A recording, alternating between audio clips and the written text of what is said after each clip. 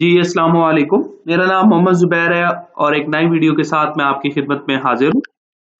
आज की इस वीडियो में हम बड़ी इंटरेस्टिंग सी चीज़ जो बेसिक लेवल की है वो सीखेंगे कि कंप्यूटर के अंदर हम देखते हैं कि डिफरेंट एक एप्लीकेशंस बनाई हुई होती हैं। जैसे कि फॉर एग्ज़ाम्पल मेरे पास ये कैनवा ऐप है, ठीक है? या मेरे पास एक जो है वो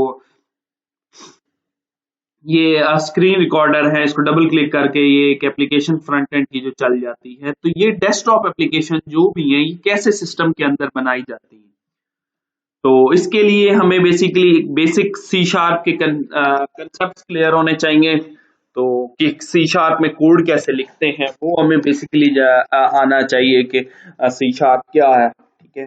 तो उसके बाद हम ये सीखेंगे कि डेस्कटॉप एप्लीकेशन कैसे बनती है। तो इस वीडियो में आपको ये सिखाऊंगा कि डेस्कटॉप एप्लीकेशन कैसे बनाई जाती है। तो उसके लिए मैं बेसिकली विजुअल स्टूडियो के अंदर आऊंगा, ठीक है? विजुअल स्टूडियो 2019 में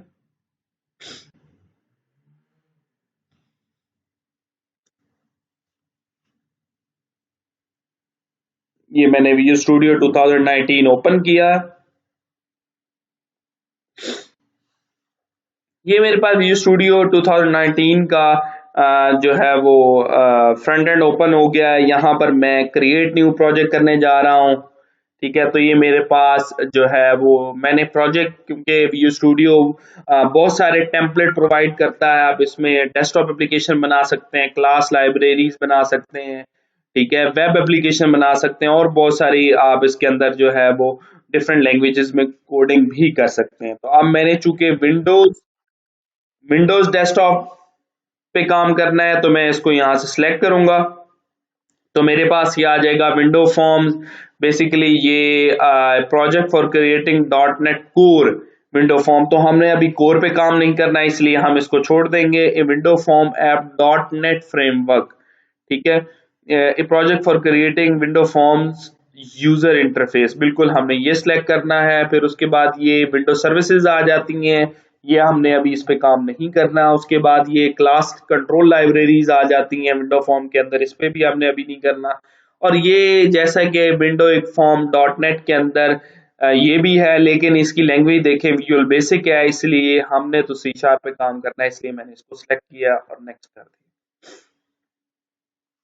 अब ये मेरे से पूछ रहा है कि आप बेसिकली प्रोजेक्ट का क्या नाम रखना चाहते हैं। तो मैंने इसे डेस्कटॉप ऐप के नाम से रख दिया इसका नाम। और उसके बाद आप किस लोकेशन के ऊपर अपने इस प्रोजेक्ट को सेव करना चाहते हैं, तो मैंने वो लोकेशन जो मेरे पास है मैंने वो जो है वो लोकेशन रख दी। अदरवाइज आप ऐसे ब्राउज करके चेंज भी कर सकते हैं। फिर उसके बाद सॉल्यूशन नेम होता है। सॉल्यूशन नेम आप चेंज भी कर सकते हैं, अदरवाइज यही भी रखना चाहे तो रख सकते हैं। सॉल्यूशन नेम और प्रोजेक्ट नेम में क्या डिफरेंस होता है मैं आगे आपको बताता हूं जब ये प्रोजेक्ट क्रिएट हो जाता है। उसके बाद फ्रेमवर्क क्या होता है। फ्रेमवर्क बेसिकली आपके पास जो है जब आप व्यू स्टूडियो को डाउनलोड कर रहे होते हैं, इंस्टॉल कर रहे होते हैं, तो फ्रेमवर्क जो है ये ऑटोमेटिकली इंस्टॉल हो जाते हैं और ये आप जो भी सी शार्प का कोड लिखते हैं उस फ्रेमवर्क के मुताबिक लिखते हैं। फिर उसके बाद मैं उसको क्रिएट प्रोजेक्ट को कर देता हूं।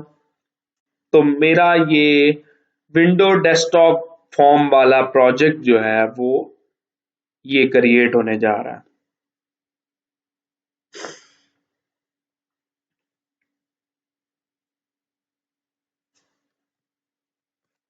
जी, ये मेरा एक डेस्कटॉप फॉर्म वाला जो है बेसिकली प्रोजेक्ट क्रिएट हो गया। I am sorry. ये बेसिकली मैंने आपको कहा था कि सॉल्यूशन क्या होता है और प्रोजेक्ट्स क्या होता है। तो प्रोजेक्ट बन जाता है तो मैं आपको बताता हूँ। तो ये प्रोजेक्ट क्रिएट हो गया है। ये बेसिकली सॉल्यूशन नेम है जो आपने सेम रखा था एज प्रोजेक्ट नेम। तो सॉल्यूशन नेम ये है और प्रोजेक्ट नेम ये है, ठीक हो गया? गौर से देखिएगा क्योंकि हम इसको जो है वो एडवांस लेवल तक लेके जाऊंगा। मैं इसके अंदर बहुत सारी चीजें आपको इसके अंदर करके दिखाऊंगा। मैं पार्ट्स डिफरेंट बनाऊंगा। ये पार्ट 1 वीडियो है, ठीक है? तो जो लोग न्यू हैं वो मेरे चैनल को सब्सक्राइब कर लें, क्योंकि आपके का ही फायदा है इसमें।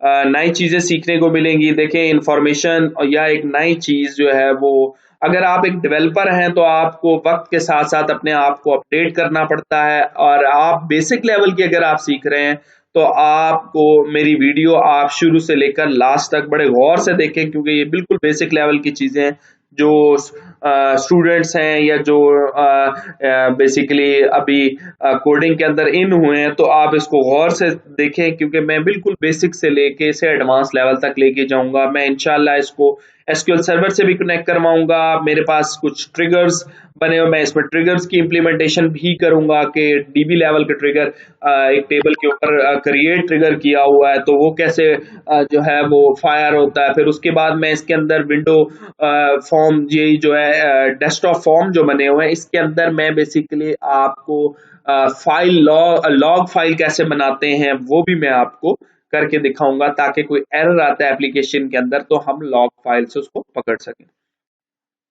तो ये बेसिकली सॉल्यूशन है, और सॉल्यूशन के अंदर ये बेसिकली एक प्रोजेक्ट है। तो एक सॉल्यूशन के अंदर मल्टीपल इस तरह के प्रोजेक्ट्स हो सकते हैं, ठीक है। तो इसीलिए सॉल्यूशन नेम जो है आप डिफरेंट भी रख सकते हैं और सेम भी रख सकते हैं। अब यहाँ पर आ रहा है वन ऑफ वन प्रोजेक्ट, यानी कि एक सॉल्यूशन के अंदर एक ही प्रोजेक्ट है। अगर मल्टीपल प्रोजेक्ट्स होते हैं तो उसमें जो बोल्ड होता है, ठीक है, वो जब आप सॉल्यूशन को यहाँ से स्टार्ट करते हैं तो वही प्रोजेक्ट जो बोल्ड होता है सिर्फ वही स्टार्ट होता है। तो ये एक चीज है। आगे हम इसमें मल्टीपल जो है वो प्रोजेक्ट्स में ऐड करूंगा तो आपको उससे भी थोड़ी मतलब काफी अंडरस्टैंडिंग हो जाएगी।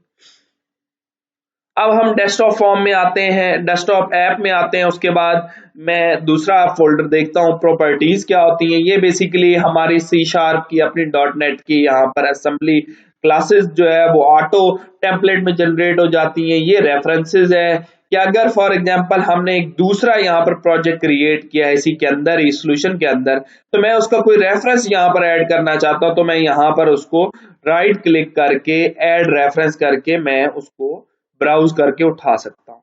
उसके बाद ये ऐप कॉन्फ़िग है। ये जैसे हम जो है वेब डेवलपमेंट अगर आपको आती है तो उसके अंदर भी आप देखते हैं कि वेब कॉन्फ़िग होती है, ठीक है, जिसके अंदर आप अपनी कॉन्फ़िगरेशन वाली फाइल, कॉन्फ़िगरेबल फाइल जो है यहाँ पर रख सकते हैं। फॉर एग्जांपल आपने इस एप्लीकेशन को एसक्यूएल सर्वर से कनेक्ट किया, अपने डेटाबेस से कनेक्ट किया, तो यहाँ पर आप डेटाबेस की कनेक्शन स्ट्रिंग रखेंगे। कल को अगर वो डेटाबेस की कनेक्शन स्ट्रिंग चेंज होनी हो तो आपको एक नई एप्लीकेशन की बिल्ड ना फेंकनी पड़े, आप यहीं पर ऐप कॉन्फ़िग के अंदर ही कोड लिख सकते हैं। उसके बाद ये आ जाता है हमारा फॉर्म 1, ठीक है, जो अभी ओपन था, यानी कि ये हमारा जो है बेसिकली एक विंडो फॉर्म है जो आपको यहाँ पर नजर आ रहा है। फिर उसके बाद ये program.cs, ये बेसिकली हमारी मेन क्लास है।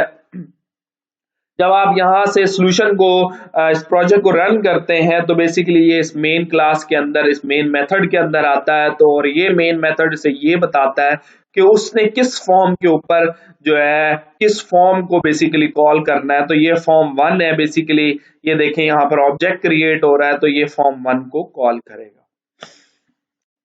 तो ये बेसिक चीज थी जो मैंने आपको बताई। अब बेसिकली ये जो विंडो फॉर्म जो बेसिकली बन गया है, इसकी कुछ प्रॉपर्टी सेटिंग होती है कि फॉर एग्जांपल आप इसे चाहते हैं कि इसका बैकग्राउंड कलर चेंज करना है, ठीक है, आप इसके ऊपर डिफरेंट टूल्स लगाना चाहते हैं, या इन केस आप बेसिकली इसको इसका लेआउट चेंज करना चाहते हैं, या इसका बेसिकली आप जो है वो जब ये प्रोजेक्ट यहाँ से रन हो तो ये फॉर्म क्या स्क्रीन के सेंटर में आए, तो ये सब सारी सेटिंग भी यहाँ से आप कर सकते हैं।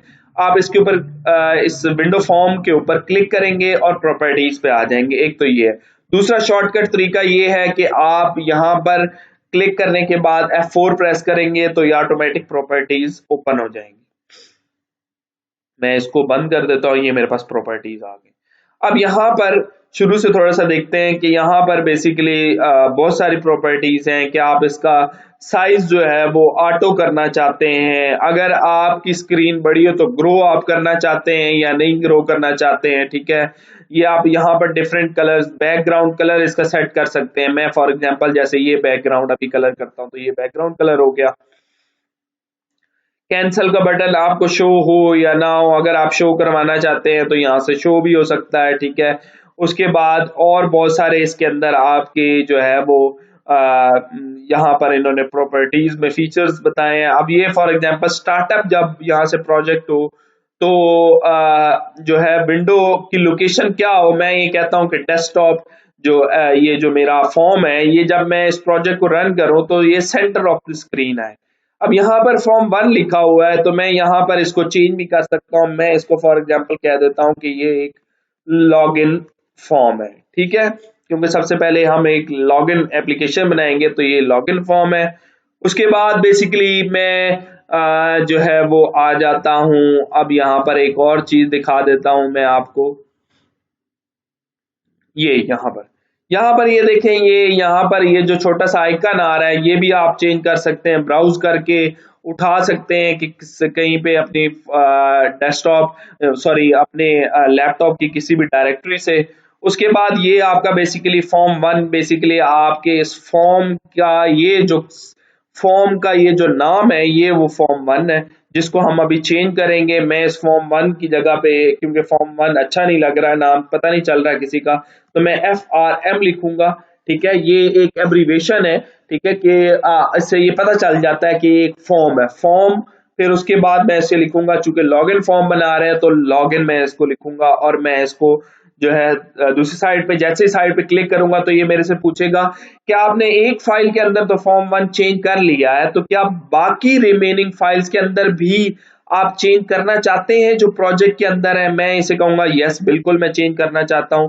तो जहां जहां पर फॉर्म 1 होगा ये ऑटोमेटिकली सिस्टम उसको फॉर्म लॉगिन के नाम से चेंज कर देगा। जैसे कि मैंने आपको program.cs में दिखाऊं यहाँ पर, तो ये देखें, ये फॉर्म जो है लॉगिन फॉर्म लॉगिन के नाम से ये बेसिकली बन गया, पहले ये 1 के नाम से था। तो पूरे उसने सोल्यूशन के अंदर, पूरे प्रोजेक्ट के अंदर उसने जो है वो नाम चेंज कर दिया।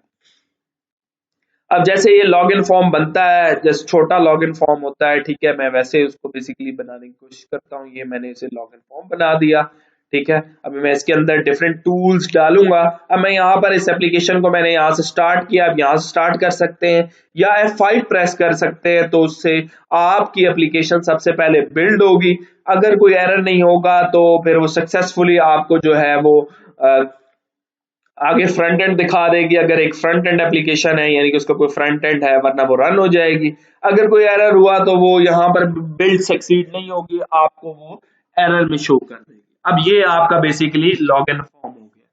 तो आप मेरे चैनल को सब्सक्राइब कर लें, ठीक है, ताकि मेरी कोई नई आने वाली वीडियो आप तक पहुंच सके। बेल आइकन को प्रेस कर दें और इस वीडियो को ज्यादा से ज्यादा शेयर करें, क्योंकि हर वीडियो जो भी बनती है उसमें बहुत मेहनत लगती है। तो काइंडली आप मेरी वीडियो को शेयर करें, ताकि ये है कि जितने व्यूज बढ़ते हैं या चाहे जितने जो है वो आपके पास सब्सक्राइबर ज्यादा होते हैं, तो आप जो है जाहिर सी बात है उसमें और इंफॉर्मेशन अपलोड आप अपनी करते हैं। तो मेरे चैनल को सब्सक्राइब कर लें ताकि मैं जो भी नई वीडियो जो है वो डालूं आप तक पहुंच सके। ये हमारा बेसिकली पार्ट 1 था डेस्कटॉप एप्लीकेशन का।